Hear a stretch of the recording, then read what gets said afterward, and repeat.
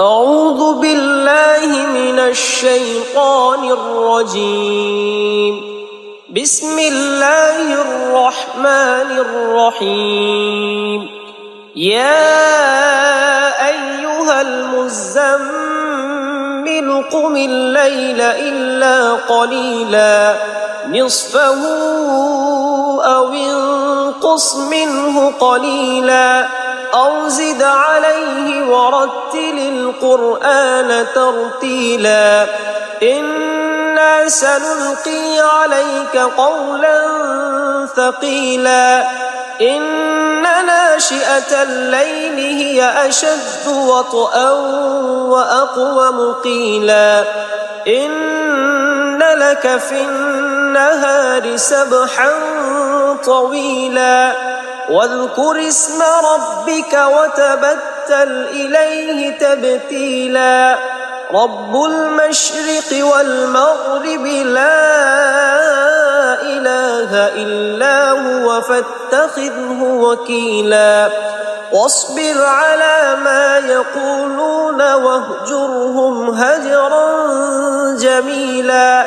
وذرني والمكذبين أولي النعمة ومهلهم قليلا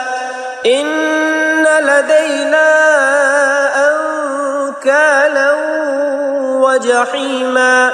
وطعاما ذا غصة وعذابا أليما يوم ترجف الأرض والجبال وكانت الجبال كثيبا مهيلا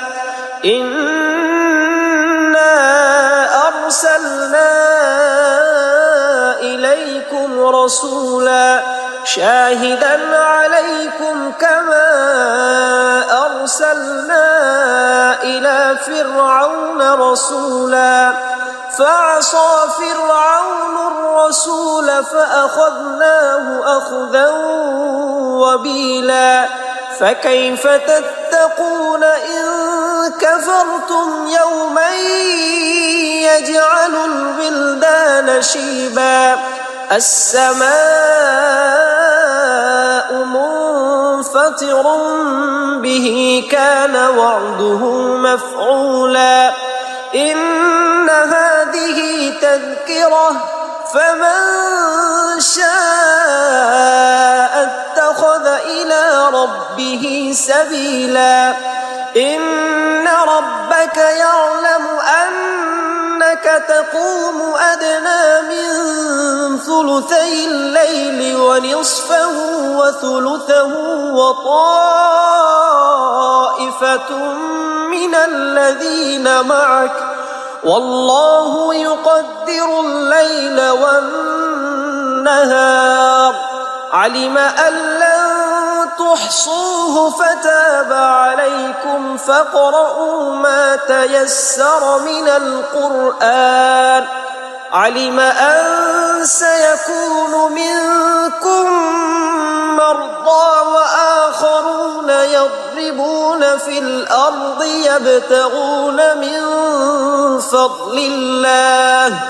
وآخرون يقاتلون في سبيل الله فاقرؤوا ما تيسر منه وأقيموا الصلاة وآتوا الزكاة وأقرضوا الله قرضا حسنا وما تقدموا لأنفسكم من خير تجدوه عند الله هو خيرا وأعظم أجرا واستغفروا الله إن الله غفور رحيم.